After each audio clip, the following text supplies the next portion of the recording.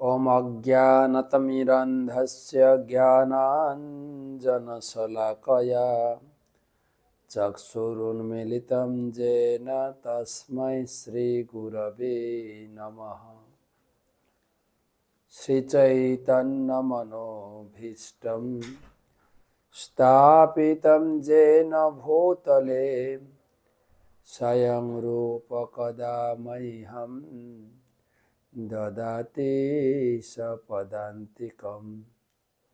वन्दे अहं श्रीगुरो श्रीयुतपदकमलं श्रीगुरून् वैष्णवांश्च श्रीरूपं साग्रजातं सहगण रघुनाथान्वितं तं सजीवं साद्वैतं सावधूतं परिजनसहितं कृष्णचैतन्यदेवं श्रीराधाकृष्णपादान् सहगण ललिता श्रीविशाखान्वितांश्च। नमो विष्णुपादाय कृष्णप्रेष्ठाय भूतले श्रीमते भक्तिवेदान्त स्वामिनिति नामिने। नमस्ते सारस्वते देवे गौरवाणी प्रचारिणे निर्विशेष शून्यवादी पाश्चात्यदेशतारिणे।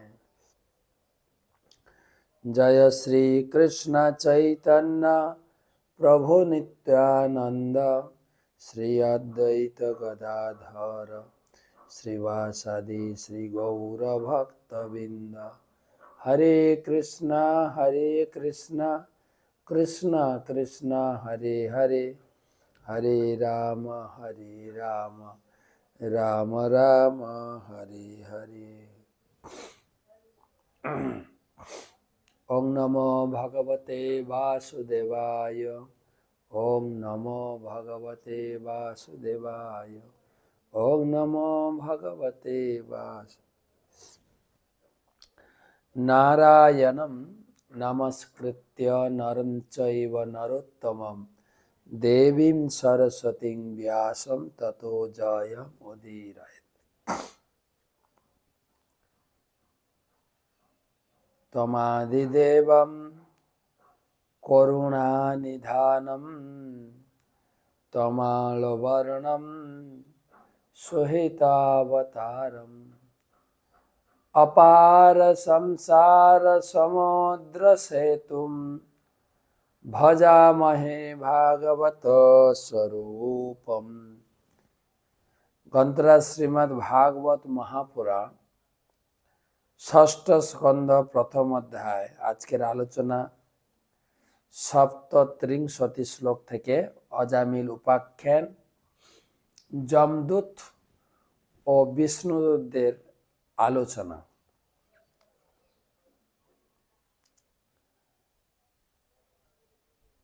आजकेर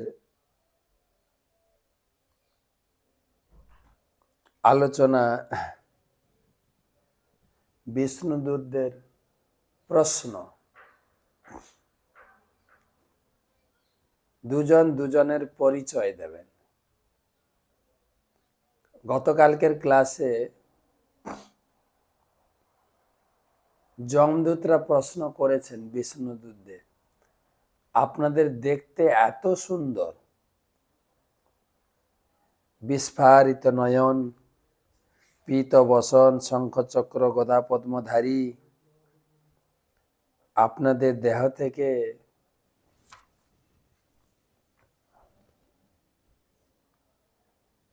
জ্যোতি জ্যোতি প্রকাশিত হচ্ছে। মাথায় কিরিট, কানে কর্ণকুণ্ডল এবং সারা শরীর বিভিন্ন অলঙ্কারে ভূষিত। আপনারা নিশ্চয় দেবতা, না হলে সিদ্ধদেব, না হলে উপদেবতা। আপনারা কারা?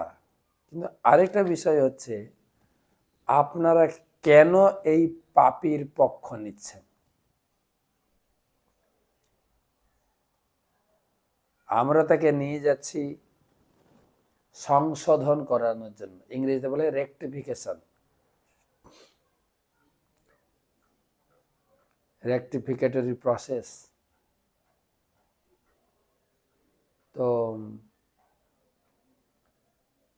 এত সুন্দর ভদ্রলোক, সুন্দর দর্শন, পোশাক, পোশাক আশাক সব কিছু, কিন্তু পাপীর পক্ষ নিচ্ছেন কেন? দেখতে ভালো, কাজ বাস্তব ভালো না আপনাদের।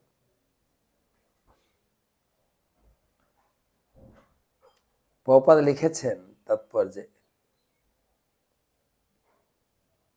যে আমরা যারা প্রচার করি বা আমাদের মন্দিরের পক্ষ থেকে যখন আমরা প্রতিনিধিত্ব করি, আমি ইসকন থেকে এসেছি, আমি ইসকনের নাম হটের ভক্ত, আমি ইসকনের গীতা কোর্সের ছাত্র সমাজ ইউথ ফোরামের ভক্ত,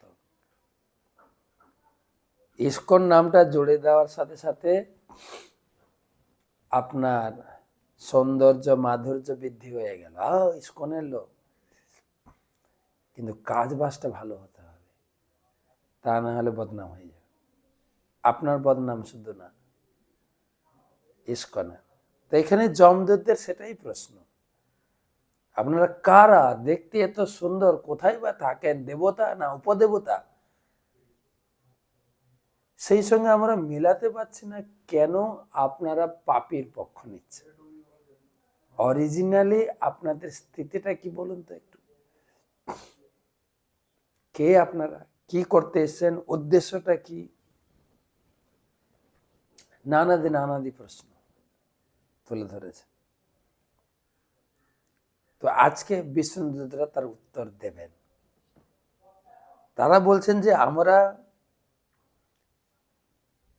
অথরাইজ পারসন, যমদূতরা বলছে আমরা সূর্যনন্দন যমরাজের অফিসে আমরা কাজ করি, আমরা যমরাজের অফিসার, আমাদের অধিকার আছে, আমাদের রাইট আছে, তাকে এখান থেকে আমরা নরকে নিয়ে যাব।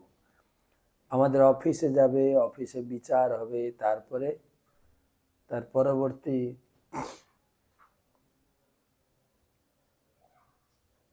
বিচার বিবেচনায় কি দেহ পাবে, কি করবে, ওগুলো সব আমরা সেখান থেকে বিচার পাবো। কিন্তু আমাদের রাইট আছে। এবং পরে আবার বলবেন, হ্যাঁ, ও যে পাপ করেছে, ও সরাসরি নরকে যাওয়ার যোগ্যতা অর্জন করেছে, ভালো যোগ্য ব্যক্তি। 3 ভাবে পাপ করেছে, কায়িক অর্থাৎ বাচিক, পানি আর মানসিক। ও একদম ফুল নরকে যাওয়ার জন্য পুরো রেডি। কিন্তু প্রশ্ন দাঁড়াচ্ছে, আপনারা কেন বাধা দিচ্ছেন? যোগ্য ব্যক্তিকে আমরা যোগ্য স্থানে নিয়ে যাচ্ছি, মানে তার প্রমাণ করতে চাইছে আমরা অথরাইজ পারসন, আমরা একদম অথেন্টিক পারসন, আমরা যমরাজের অফিসে ডিউটি করি, যমরাজের সেবক, আর এই যমরাজকে নিয়ে যাওয়ার জন্য উপযুক্ত ব্যক্তি। সবকিছু একদম পাক্কা। কোনো সময় হয় না, কোনো কিছু যখন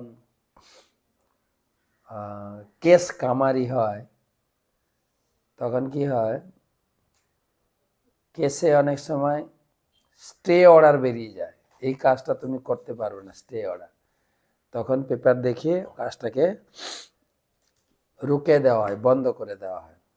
তো আপনাদের ওই রকম কোনো পেপার আছে কি? আমরা তো আমাদের স্থিতিটা বললাম যে আমরা একে জমালয়ে নিয়ে যাব, কিন্তু আপনারা যে এসে আটকাচ্ছেন, আপনাদের কাছে এরকম কোনো পেপার আছে কি? কে আপনারা? কোথা থেকে এসছেন? আপনাদের উদ্দেশ্যটা কি? কেনই বা এই পাপীকে আটকাচ্ছেন? প্রশ্ন। প্রত্যেক কাজে আপনাকে জবাবদেহি করতে হবে, আগে থেকে রেডি থাকতে হবে। তো বিষ্ণুদূতরা জবাব দেবেন, সেখান থেকে আমরা পড়ব 37 নম্বর শ্লোক থেকে। প্রথমে গুরুপাদ পদ্মে প্রণাম নিবেদন করে তার অহেতুকী কৃপা আশীর্বাদ প্রার্থনা করি। নমো বিষ্ণুপাদায় কৃষ্ণ পৃষ্ঠায় ভূতলে শ্রীমতে জয় পতাকা স্বামী নীতি নামিনে। নম আচার্য পাদায় নিতাই কৃপা প্রদায়িনে গৌর কথা ধামদায় নগর।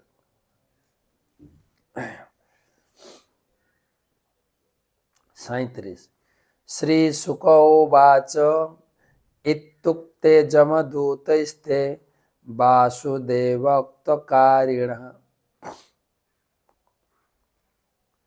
তান পত্তুচুপহস্যেদম মেঘ নিহ্লাদয়া গিরা।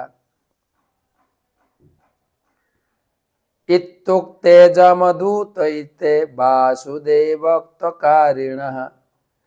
তান পত্তুচুপহস্যেদম মেঘ নিহ্লাদয়া গিরা। যমদূতরা এইভাবে বললে বাসুদেবের সেবকরা হেসে জলদ গম্ভীর স্বরে এই কথাগুলি বললেন।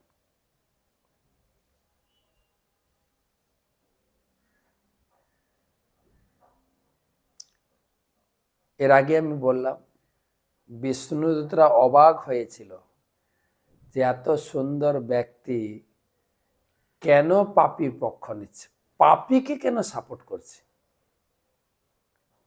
এখন বিষ্ণুদূতরাও অবাক হয়ে গেছে, এই তো জমালয়ে যাওয়ার ব্যক্তি না তো। হ্যাঁ, তোমার যে বলে দিলে আমার রাইট আছে, আমরা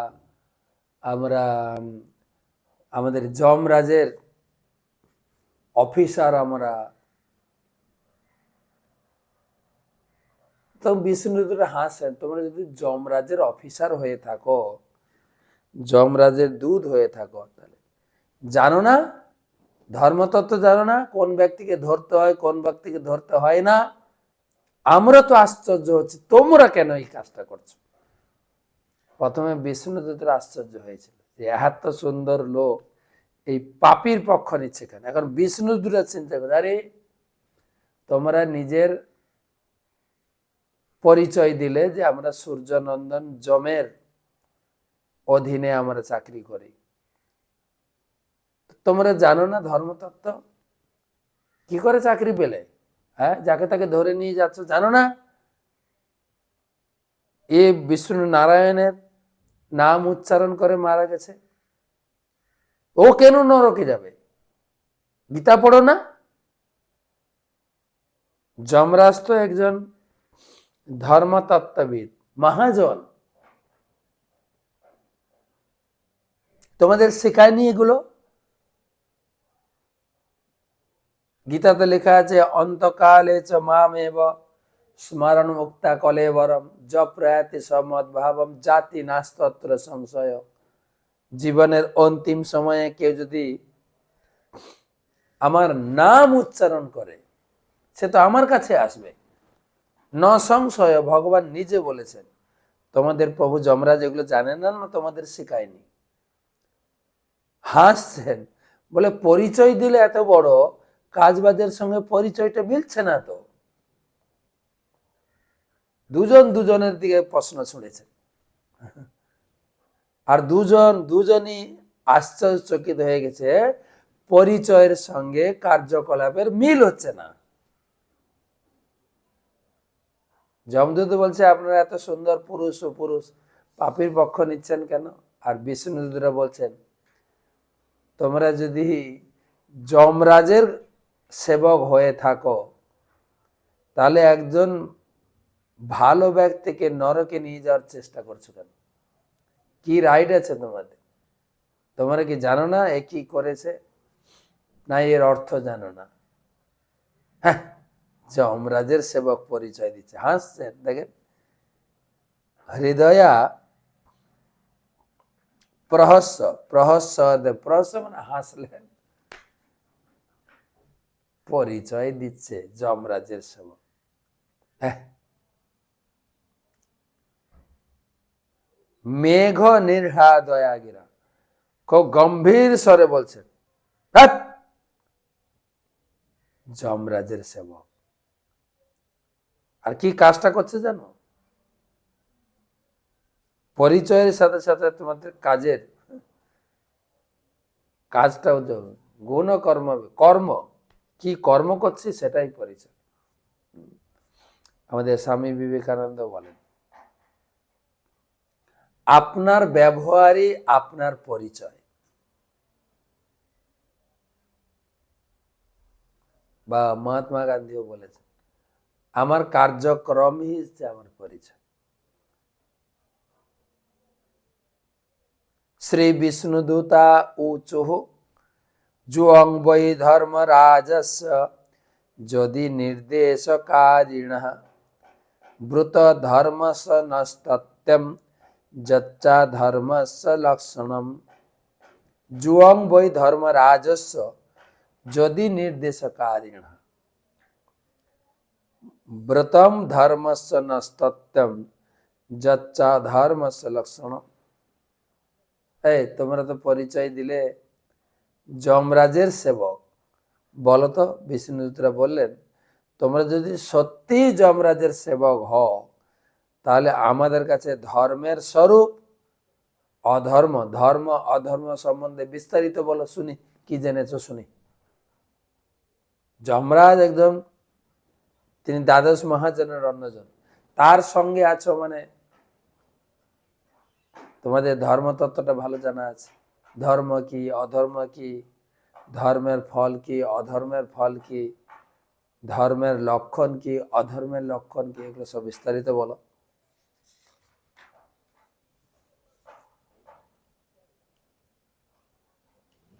এটা খুব গুরুত্বপূর্ণ বিষয়। কিন্তু প্রভুপাদ লিখছেন,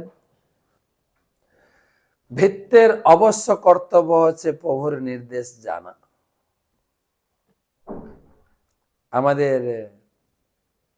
আমরা যদি নিজেকে একটু ইস্কনের পরিচয় দিই, বা আমার গুরুদেবের, আমি ইস্কনের অমুক গুরুদেবের শিষ্য, পরিচয়ের সাথে সাথে গুরুদেব বা সোসাইটির সুনাম বৃদ্ধির জন্য আপনাকে সেই রকম কিছু একটা প্রেজেন্টেশন করতে হবে। ব্যবহার বা গীতা ভাগবতের শিক্ষার ভিত্তিতে দুটি কথা বলা,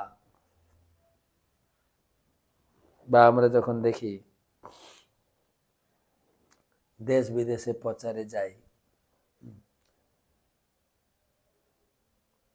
তারা কি করেন, আমরা যেহেতু মায়াপুর থেকে এসেছি, প্রভু একটু কীর্তন করেন, মায়াপুরের লোক মানে কীর্তন করবেন, নাচবেন, পূজা করবেন, সবাই জানে,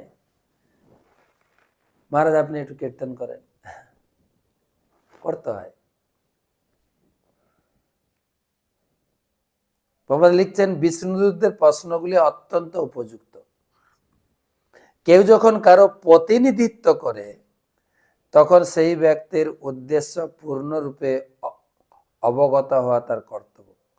তাই কৃষ্ণ ভাবন্ত আন্দোলনে ভক্তদের পূর্ণরূপে শ্রীকৃষ্ণ এবং চৈতন্য মহাপ্রভুর উদ্দেশ্য অবগত হওয়া উচিত। তা না হলে তাদের মূঢ় বলে বিবেচনা করা হবে। ইস্কনের সঙ্গে যুক্ত কৃষ্ণ ভাবনামৃত সংঘ, কৃষ্ণ সম্বন্ধে চৈতন্য মহাপ্রভু সম্পর্কে, চৈতন্য মহাপ্রভু সম্পর্কে বেশি লোক জানে না। কৃষ্ণ সম্বন্ধে জানে, বৃন্দাবনে এসেছিলেন, জন্মগ্রহণ করেছিলেন, কংসকে বধ করেছিলেন, রাসলীলা করেছিলেন, টুকটাক লোকে জানে, তত্ত্বভাবে তো জানে না। কিন্তু সেই সঙ্গে চৈতন্য মহাপ্রভু সম্পর্কে জানতে হবে। প্রভুপাদ বললেন, কবিরাজ গোস্বামী চৈতন্য চরিতামৃতের শুরুতে তিনি লিখলেন, যদ্বৈতং ব্রহ্মোপনিষদি তদপশ্যতনুভা। এই যে ব্রহ্ম জ্যোতি, ভগবানের দেহ নির্গত জ্যোতি, সেটাও চৈতন্য জ্যোতি। আত্মান্তর্যামী পুরুষ ইতি সহসাংশ বিভব, পরমাত্মা রূপে যে সকলের হৃদয়ে রয়েছেন তিনিও চৈতন্যদেব। ষড়ৈশ্বর্য পূর্ণ জ ইহ স ভগবান স্বয়ময়ম।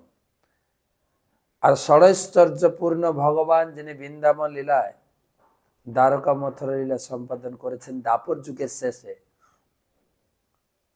তিনিও স্বয়ং চৈতন্য। কেন?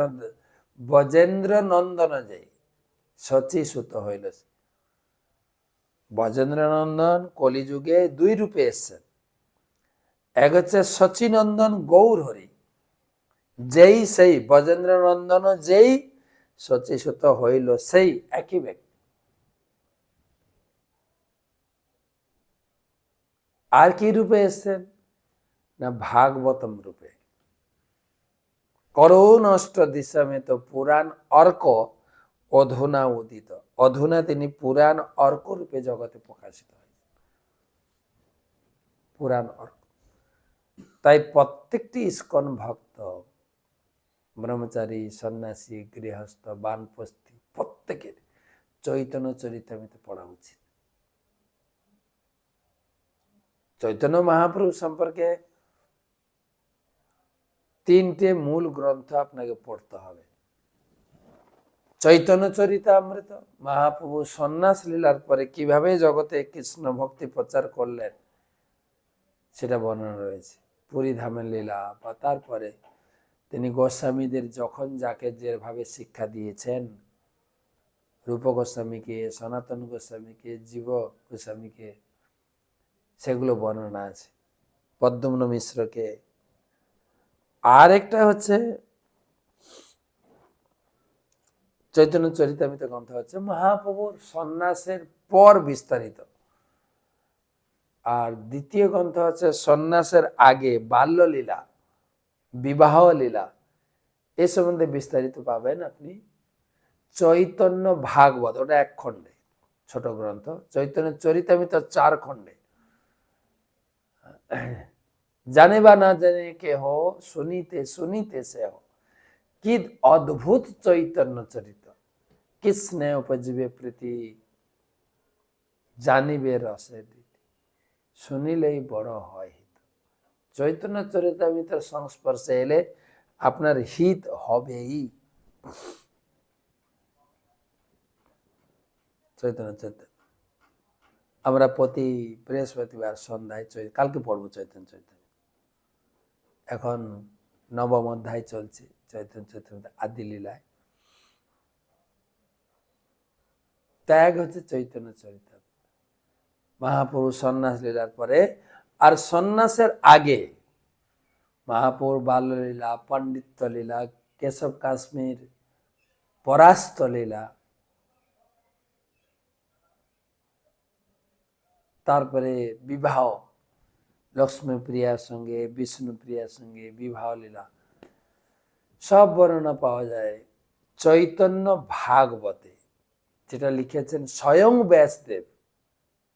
ব্যাসদেব তিনি দ্বাপর লীলায় কৃষ্ণ লিখলেন সংস্কৃতে, দেবনাগরী অক্ষরে। তারপরে কলিযুগে তিনি বাংলা ভাষায় চৈতন্য চরিতামৃত লিখলেন, যাকে পরবর্তীকালে চৈতন্য ভাগবত বলে সম্বোধন করা হয়। আর একটা গ্রন্থ আছে, ওটা আরো ছোট, মহাপ্রভু আসার সময়কালীন প্রস্তুতি পর্ব। কিভাবে মহাপ্রভু এই জগতে এলেন, কি কি লীলার মাধ্যমে, সেটা চৈতন্য মঙ্গল। চৈতন্য মঙ্গল, চৈতন্য ভাগবত, চৈতন্য চরিতামৃত, 3টে বই। তো প্রত্যেক ভক্তকে, ইস্কনের প্রত্যেক ভক্তকে চৈতন্য মহাপ্রভু সম্পর্কে জানতে হবে। আমাদের 10 খানা সংকীর্তন বাস প্রচার করে প্রতি রবিবার আমরা একত্রিত হয়ে জুমে পরিসংখ্যান, কোন গাড়িতে কত প্রচার হয়েছে, কিভাবে ভক্তরা ভালো আছেন, কত লোকের সঙ্গে দেখা হচ্ছে, এটা ইষ্টগোষ্ঠী টাইপের। তো সেখানে আমি সবাইকে অনুরোধ করছিলাম, তারা যে গত সপ্তাহে কত গ্রন্থ বিতরণ করেছেন তার একটা পরিসংখ্যান আগে থেকে রেডি রাখেন। আমাদের ক্লাসের পরে তারা প্রতি রবিবার সকালে ক্লাস হয় জুমে, তখন তিনি ফেরা এই প্রত্যেক গাড়ির একটা সংক্ষিপ্ত রিপোর্ট, কত টাকা কালেকশন হয়েছে, কত ভাগবত, কত চৈতন্য, কত গীতা, কত কৃষ্ণ বই গেছে। তো তার মধ্যে একটা কথা আমি মনে করিয়ে দিই, চৈতন্য চরিতামৃত কটা বিতরণ হয়েছে? কেউ বলে হয়নি, কেউ বলে 2টো হয়েছে, 3টা। চৈতন্য চরিতামৃত বিতরণ হচ্ছে না মানে তো প্রচার হচ্ছে না। চৈতন্য মহাপ্রভু সম্পর্কে না জানলে লোকে ভক্তিটা ধরতে পারবে না। তা সেই জন্য চৈতন্য চরিতামৃত পড়তে হবে। সেখানে এই শ্লোকটা, যেবা নাহি বুঝে কেহ শুনিতে শুনিতে সে হ, কি অদ্ভুত চৈতন্য চরিত, কৃষ্ণে উপজবে প্রীতি, জানিবে রসের রীতি, শুনিলেই বড় হয় হিত। হিত হবেই। তো চৈতন্য মহাপ্রসাদ, তা আমি জোর দিই প্রত্যেক পার্টিকে, এই এই গত এক সপ্তাহে কতগুলো চৈতন্য বিতরণ, কেউ বলে দুটো, কেউ বলে হয়নি। হয়নি মানে তো প্রচারই হয়নি। আপনার সমস্ত প্রচার জলাঞ্জলি চলে যাবে যতক্ষণ না চৈতন্য চরিতামৃত প্রচার হচ্ছে, যতক্ষণ না চৈতন্য মহাপুরুষ লোকে জানছে। লোককে জানতে হবে।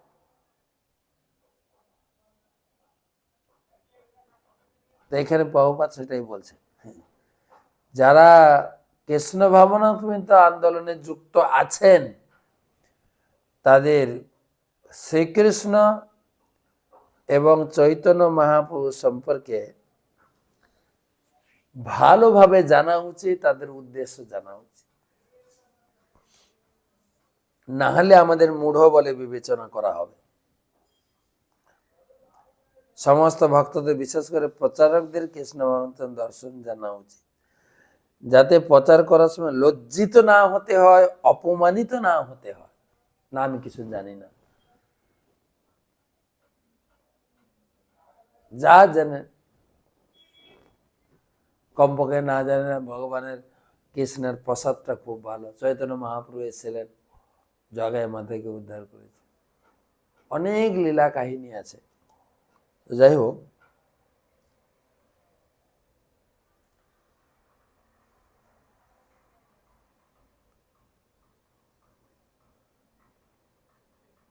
মহাপ্রভু সম্পর্কে জানা উচিত। 39 শ্লোক, কস্যচিদ ধ্রিয়তে দণ্ড কিংবাস্য স্থানমীপ্সিতম, দণ্ডিয়া কিম কারিণ সর্বে আহোসিত কতিচিৎ নৃণাম, কথমচিৎ ধ্রিয়তে দণ্ডঃ কিংব্যাস্যস্থানমীপ্সিতম, দণ্ডিয়া কিম কারিণ সর্বে আহোসিত কতিচিৎ নৃণাম। দণ্ডদানের বিধি কি? দণ্ডের উপযুক্ত কে? সমস্ত কর্মীরাই কি দণ্ডনীয়, অথবা তাদের মধ্যে কয়জন? তোমরা যদি যমরাজের সেবক হয়ে থাকো, যে কাজে যুক্ত হয়ে, কাজ সম্বন্ধে তোমাদের কি আইডিয়া বলো? আমি অফিসে কাজ করব, অফিসের কাজটা বুঝে নিতে হবে তো, কি কাজ আমার। যমরাজের কাজ হচ্ছে যমদূতদের কাজ হচ্ছে যমরাজের কাছে পৌঁছে দেওয়া। যমরাজ ওর খতিয়ান বিচার করবেন, জীবনে কত পাপ করেছে, জীবনে কত পুণ্য করেছে, জীবনে কত লোকজনকে সাহায্য করেছে, তার উপরে বিচার হবে। তা তোমরা বলো তো, তোমরা তো যমরাজের সেবক বলছো, তোমরা বলো কাকে নরকে নিয়ে গিয়ে শাস্তি দেওয়া হবে? বলো, দণ্ডদানের বিধি কি? কে কোন কাজের জন্য কতটুকু শাস্তি পেতে পারে, ডিটেলস বলো। মানে বিষ্ণুদূতরা কি বলা যায়, একদম ভাইভার মতো চেপে, ভাইভা এক্সামের মতো চেপে ধরেছে, কতগুলো প্রশ্ন ছুড়ে দিয়েছে। দণ্ডদানের বিধি কাকে, কিভাবে, কোন পাপের কিভাবে দণ্ড হয়, পাপের মাত্রা অনুযায়ী দণ্ডদানের মাত্রা কি তোমরা জানো? বলো শুনি। কাকে দণ্ড দেওয়া হবে, কাকে দণ্ড দেওয়া হবে না, কাকে মাফ করে দেওয়া হবে, বলো কি নিয়ম আছে, কি পড়েছ, তোমাদের কি ডিগ্রি আছে বলো। আর উপযুক্ত ব্যক্তিকে তোমরা তো বলে দিলে আমরা যমরাজের লোক, জমালয়ে নিয়ে যাবো এদেরকে। প্রকৃতপক্ষে জমালয়ে যাওয়ার যোগ্য ব্যক্তিকে, আমি, তুমি না অন্য কেউ, কি করলে নরকে যাওয়া যাবে? আপনি বলেন মহারাজ উল্টো কথা বলছেন, তো কি করলে নরকে যাব না সেটা? হ্যাঁ, প্রথমে দুটো জিনিস জানতে হবে, করণীয় অকরণীয় দুটো জানতে হবে।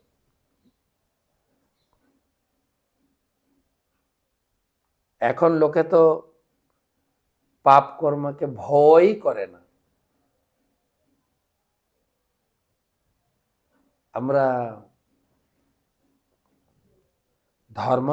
ধর্মনীতি পুরো না জানলেও জানি তো কোনটা পাপ কোনটা পুণ্য, একটুকু আইডিয়া আছে। বা এর আগে আমরা পঞ্চম স্কন্ধের লাস্ট অধ্যায় ২৬ অধ্যায়টা পড়লাম, নরক সম্বন্ধে বর্ণনা। কোন নরকে কোন পাপ করলে সেই নরকে যাওয়া হয় এবং কি তার শাস্তি, যেটা শুনে পরীক্ষিত মহারাজও বিচলিত হয়ে গেছিলেন। এত বড় শাস্তি যেটা পরীক্ষিত মহারাজ জানেন, তোমরা জানো কিনা? তোমরা যে লোক ধরতে এসছো, যেরকম SIR হচ্ছে না, তা স্পেসিফিক কতগুলো প্রশ্ন থাকে, আপনি এটা কিনা ওটা কিনা, কবে এসছেন, কাগজ নেই কেন, বা কাগজ কোথা থেকে পাবে, তার একটা স্পেসিফিক, ওই প্রশ্নের বাইরে তারা তো যাবে না। তো তোমাদেরও জিজ্ঞাসা করছি যে ধরে নিয়ে যাচ্ছ, এগুলো কি জানো তুমি? কাকে ধরবে কাকে ধরবে না, কিভাবে নিয়ে যাবে, এসেই বেঁধে ফেলে টেনে হিঁচড়ানো শুরু করেছে।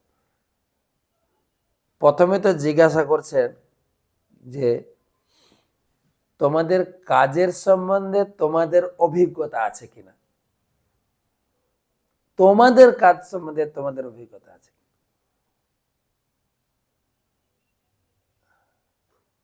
আমাদের একটু এইসব আলোচনা থেকে, যদিও যমদূত বিষ্ণুদূতের আলোচনা আমাদের কি কাজে লাগবে না, আমাদের প্রভুপাদ বলে বুঝাচ্ছে, আমাদের কাজে লাগবে কি না, কারো যখন আমরা প্রতিনিধিত্ব করি বা কোনো কাজে, বিশেষ কাজে যদি আমি যুক্ত হয়ে থাকি, কাজ সম্বন্ধে আমার নখদর্পণে আইডিয়া থাকতে হবে।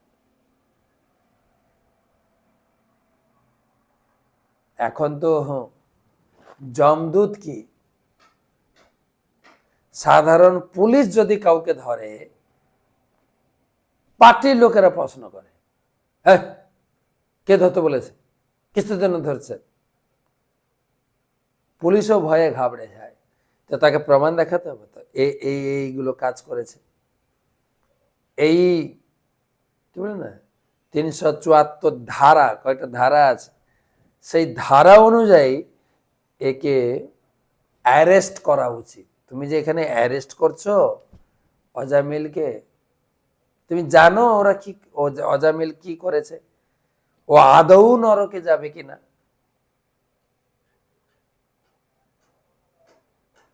আর তোমরা তো বাহ্যিক দিকটা দেখেছ, সেই কি তোমাদের সক্ষম বা সেই রকমের শক্তি তোমাদের আছে যেটা যেটা এর অন্তরটা একটু যাচাই করে নিতে পারবে?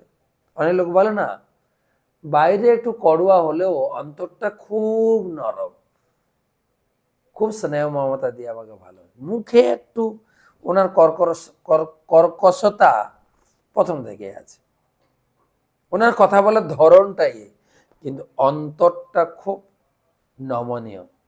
তো ঠিক সেই রকম, তুমি তো বাইরের দিকে দেখেছ ও ব্যবসাকে বিয়ে করেছে, খুন খারাপি লুট করে সংসার চালিয়ে, এটা দেখেছ। অন্তরটা কি জানো, তার জন্ম হয়েছে ব্রাহ্মণ ঘরে, আর তার নিজের বাবা হচ্ছে ভগবানের পূজারী, শালগ্রাম উপাসনা, আর বাবাকেই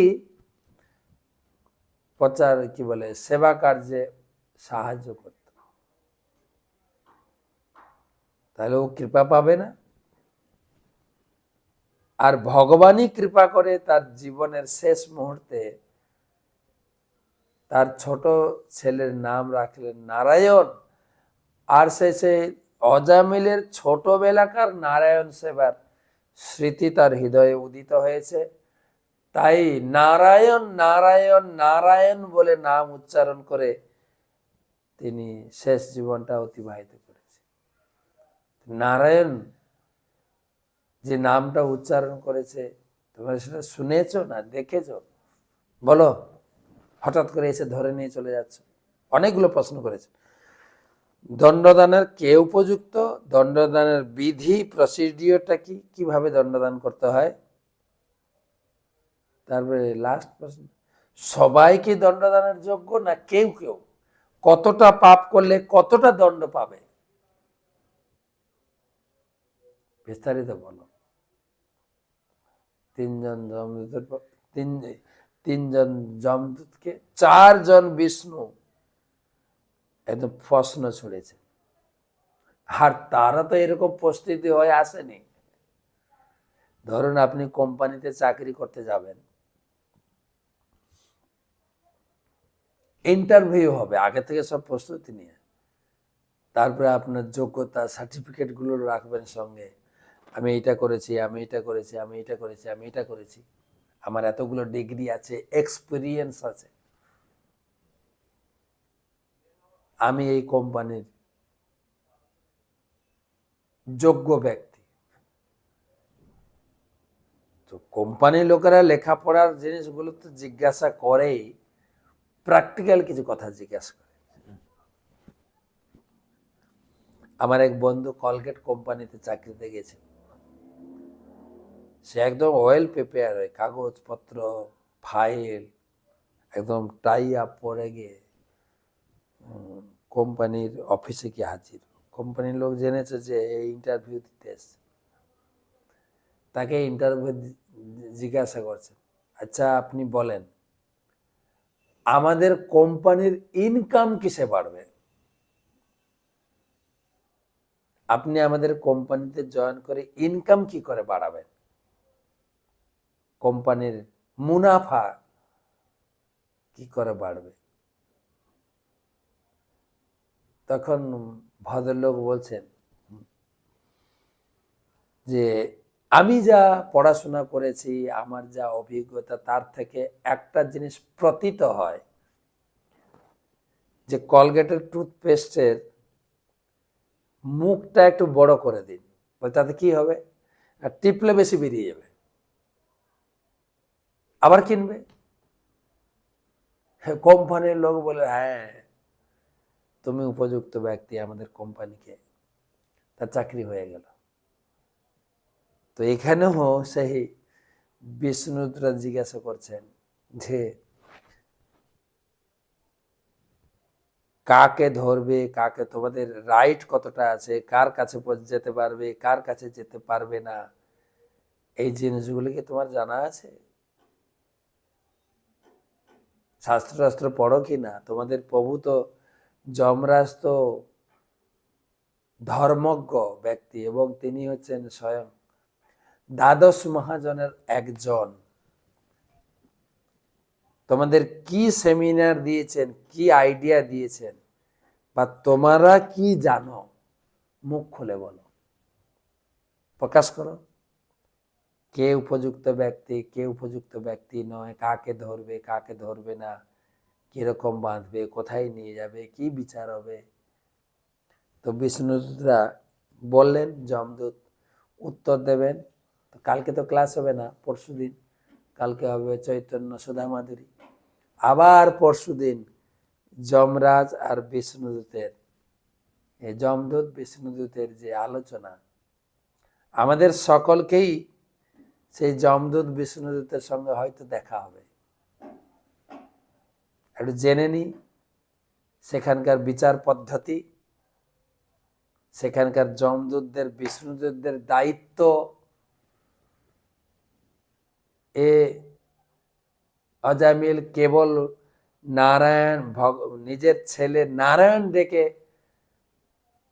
যেখানে বিষ্ণুদূতরা এসে গেলেন যে আমরা ভক্তি করছি, প্রতিদিন 16 মালা জপ করছি, আমাদের কি গতি হবে, আমাদের কাছে কে আসবেন?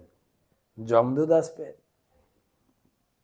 তারপরে সে নারায়ণ নাম উচ্চারণ করেছিলেন বলে 4 জন বিষ্ণুদূত এসেছিলেন। আমরা তো কৃষ্ণ নাম জপ করি, আমাদের কাছে কজন আসবে? আমাদের কি পরিস্থিতি? সত্যি কি আমাদের কাছে ভগবান আসবেন আমাদের অন্তিম সময়ে রক্ষা করার জন্য? প্রশ্নের উত্তর ধারাবাহিক চলবে পরশুদিন ক্লাসে। আমরা আছি ভাইজাগ, বিশাখাপট্টনম, আমাদের ইস্কন মন্দিরে আমরা আছি। ইস্কন মন্দির থেকে বসে ক্লাস দিচ্ছি আপনাদের। সারাদিন মিটিং হয়েছে। সারা ভারতের যত ইস্কনের লিডার, নেতৃবর্গ, সন্ন্যাসী, IBAC member, ICC member, DC member এবং zonal secretary, regional secretary, regional secretary assistant, বিভিন্ন ভাগ আছে, সবাইকে নিয়ে একটা মহাসম্মেলন, ট্রেনিং এবং কি বলা যায় জবাবদিহি, কার কি কার্যকলাপ এবং আমাদের কার্যকলাপ কার কি হয়। যেরকম বিষ্ণুদূত যমদূতদের জানতে হয় কার কি কাজ, ঠিক সেই রকম আমাদের লিডারশিপ হিসাবে প্রত্যেকের নিজ নিজ এরিয়ায়, নিজ নিজ পজিশনের কি কি দায়িত্ব বোধ, তারই একটা বড় ট্রেনিং মহাসম্মেলন এই বিশাখাপত্তনমে। গতকালকে এসছি, আজকে সারাদিন কেটে গেল, কালকে সারাদিন থাকবো। শ্রী রাধা দামোদর মন্দির, একদম সমুদ্রের পাড়ে মন্দির, সমুদ্রের পাড়ে। হ্যাঁ, মন্দিরে দাঁড়িয়ে দাঁড়িয়ে দেখছি সমুদ্রের ঢেউ, অপূর্ব। সাগর পাড়, বিশাখাপত্তনম, ইস্কন মন্দির, রাধা দামোদর মন্দির। আর আপনাদের পরিচিত লোকের কথা বলে দিই, নিতাই সেবেনী মাতাজি এবং সাম্বা প্রভু, তাদেরই মন্দির। তারাই এই মন্দিরের প্রেসিডেন্ট, অধ্যক্ষ রূপে, এবং তারাই মন্দিরটা পরিচালনা করছেন এবং তৈরি সম্পূর্ণ এখনো হয়নি। বিশাল গেস্ট হাউস, রেস্টুরেন্ট, গ্রন্থ বিতরণ, ম্যারেজ হল, এগুলো সব হয়েছে। মন্দিরটা আমি এসেছিলাম প্রায় 15 বছর আগে, তখন দেখে গেছি, এখনো চলছে কাজ। তো এখানে সারা ভারত থেকে প্রায় 120 জন মতো লিডার, ইস্কন লিডার, তাদের একটা সম্মেলন, সেখানে রয়েছি। সবাইকে ধন্যবাদ। কালকে চৈতন্য সুধা মাধুরী। শুভরাত্রি।